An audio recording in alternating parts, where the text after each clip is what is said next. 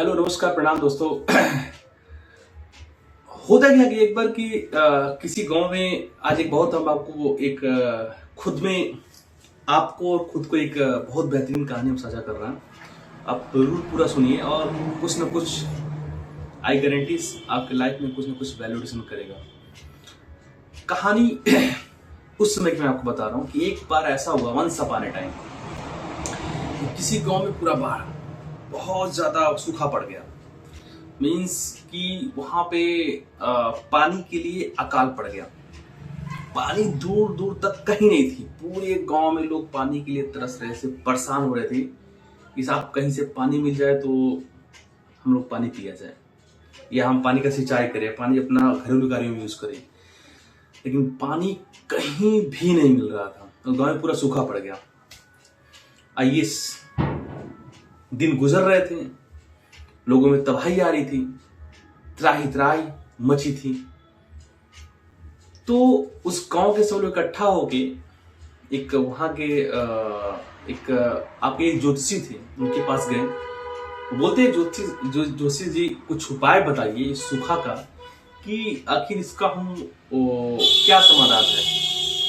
तो जोशी जी बहुत साधना और अपने विवेक से कहते ठीक है, हम आप लोग कल आना, मैं इसका जवाब या समाधान कर दूंगा। तो सारे गांव के सब लोग पूरे उत्साह के साथ अगले दिन उनके पास पहुंचते हैं। तो अब होता क्या है कि एग्जैक्टली कि जो जोशी जी रहते हैं वो कहते हैं देखो एक काम करो, उपाय केवल एक ही है। इस गांव के उत्तरी छोर पर एक कुआं है। इस गांव के उत्तरी छोर पे कुआं है। अगर सब लोग थोड़ा थोड़ा दूध अपने घर से उस कुएं में फेंकते हैं तो जरूर ये जो जल देवता है वो प्रसन्न होंगे और हमारे गांव में बारिश होगी या पानी आएगा। लेकिन एक शर्त है कि जब गांववासी उस कुएं में दूध फेंकेंगे, मतलब एक ग्लास या एक जो भी कहिए एक बाउल, ठीक है, एक कटोरा दूध, उस कटोरे को आपको देखना नहीं है। मतलब कि जो भी उस कुएं में कटोरा डालेगा तो दूध डालेगा तो उसको देखना नहीं है। आप आंखें इधर करके आपको उसमें दूध डालना है, ठीक है। मतलब कि उस जो कुआं था उस कुएं में केवल आप आधा कटोरी या एक कटोरी जो भी यथाशक्ति इसके पास है उस कटोरा ले जाके उस कुएं में डालना, लेकिन हाँ बिना देखे ऐसे डालना है, ठीक है। पूरे गांव के लोग सहमत हो गए। अच्छा जी, इसके बाद नेक्स्ट डे इस चीज में अपने घरों में इस चीज को लेके आपस में बात कर रहे हैं, ठीक है, कि व्यवस्था कैसे किया जाए। लोगों ने अपना व्यवस्था करना स्टार्ट कर दिया। उसी गांव में एक लोग थे, काफी ज्यादा माइजर इंसान था, कंजूस इंसान था। तो उसने कहा कि सोचा कि देखो क्योंकि वो इतना ज्यादा कंजूस था कि आप उसको शब्दों में नहीं बता सकते हैं। तो उसने क्या किया कि देखो, उसने क्या कहा अपने पति से, देखो जी एक कप दूध हम मतलब एक कटोरा दूध हम उसको हम बर्बाद करेंगे, इससे इसका कोई तरकीब मैं निकालूं कि मैं दूध उसमें ना फेंकूं। तो उसने क्या किया कि वो सोचा देखो पूरे गांव वाले उसमें दूध तो फेंकेंगे एक कटोरा या आधा कटोरा जो भी हो, मैं क्या करता हूं कि कुछ नहीं फेंकूंगा उसके अंदर, मैं उसके अंदर कुछ फेंकूंगा ही नहीं, क्योंकि किसी को क्या पता चलेगा कि मैं फेंका हूं कि नहीं फेंका हूं, ठीक है। उसकी पता ठीक है, जैसा स्वामी आपकी मर्जी। तो नेक्स्ट डे सारे लोग अपने दूध का कटोरा लेके कुएं के पास पहुंचते हैं और बिना देखे सब लोग उसमें डालना स्टार्ट करते हैं। मतलब कुएं में वो दूध और जो कटोरा था उसमें डालना स्टार्ट करते हैं कि हमारे गांव में जल देवता प्रसन्न होंगे तो बारिश करेंगे। अच्छा, इसके बाद गांव के सारे लोग जब ये कार्यक्रम खत्म हो जाता है दूध डालने वाला, तो ज्योतिषी जी आके उस कुएं, मतलब कुएं गांव वाले नहीं देख सकते थे, फिर वो चले जाते हैं। बाद में ज्योतिषी जी आते हैं, उस कुएं में देखते हैं कि आखिर दूध कितना हुआ है वहां पे। तो देख के आश्चर्य हो जाते हैं। आपको बताना चाहूंगा, देख के जोशी जी पूरा आश्चर्य में पड़ जाते हैं कि ओ माय गॉड ये क्या हुआ।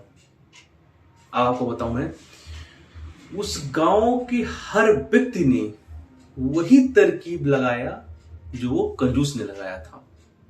मतलब कि जो कंजूस सोचा था, अपनी पत्नी से बोला देखो जी, अगर हम आधा बाउल उसमें दूध नहीं फेंकेंगे तो क्या फर्क पड़ता है, कौन देखेगा कि मैं फेंक रहा हूं नहीं फेंक, पता भी नहीं चलेगा। यही बात यही प्लान गांव के हर शख्स ने, हर ग्रामवासी ने इस प्लान को दिमाग में सेट किया और किसी ने भी वहां अपना कुछ भी नहीं फेंका, दूध का एक कतरा छोड़िए। जोशी फिर सबको बुलाते हैं, तो जोशी जी ये बात, अच्छा नहीं, इसके बाद 2 दिन वेट करते हैं। शर्त ये भी थी कि हाँ 48 घंटे के अंदर बारिश होगी, तो 2 दिन वेट किए, 72 घंटे वेट किए। 2 दिन बीत जाने के बाद फिर सब गांव वाले इकट्ठे होकर फिर जोशी जी के पास पहुंचते हैं कि साहब बारिश भी क्यों नहीं हुआ, हमने लोगों ने अपना ये काम तो कर दिया जो आपने बताया था। तो जोशी जी ने कहा ना, आप ईमानदारी से बताओ सब लोगों ने कि आप लोगों ने अपने अपने हिस्से का काम किया क्यों नहीं किया। और वाकई ये निकल के आया कि लोगों ने अपने हिस्से का काम नहीं किया, ठीक है, क्योंकि लोग यही सोचती कि ठीक है वो अपने हिस्से का काम करेगा ना, तो अपने हिस्से का काम करेगा तो मेरा उसमें ऑटोमेटिक सेटअप हो जाएगा, सम्मिलित हो जाएगा हमारा काम। तो ओवरऑल इस कहानी का अगर आप देखेंगे, ओवरऑल द स्टोरी क्या है, समझ में आता है कि देखो जी, अगर हम समाज में हैं, अगर हम इंसान हैं, तो हमें अपने हिस्से की सारी दायित्वों को निभाना चाहिए, अपनी भूमिकाओं को अदा करना चाहिए। समाज में अगर आपको लगता है कहीं हेल्प करना है, तो यही आप सोचो, थोड़ा बुरा लगेगा मेरी बात, लोग यही सोच के दूसरे का हेल्प नहीं करते हैं कि चलो कोई दूसरा कर देगा, और दूसरा भी यही सोच रहा होता है कि चलो कोई और कर देगा। ऐसा नहीं करना है। आपने यथाशक्ति जो भी आपको लगता है, आप इमीडिएट किसी को कुछ भी आप दान दक्षिणा करो, आपको जो लगता है, ठीक है। कोई भूखा है, बहुत लोग सोचते क्यों मैं अपने घर से लाके पर्सन खाना दूं, अरे कोई दे देगा ना, नंगा कोई घूम रहा है, सब मजा लेते हैं, हा? उसको देख के लोग इंजॉयमेंट करते हैं कि देखो नंगा घूम रहा, पागल है।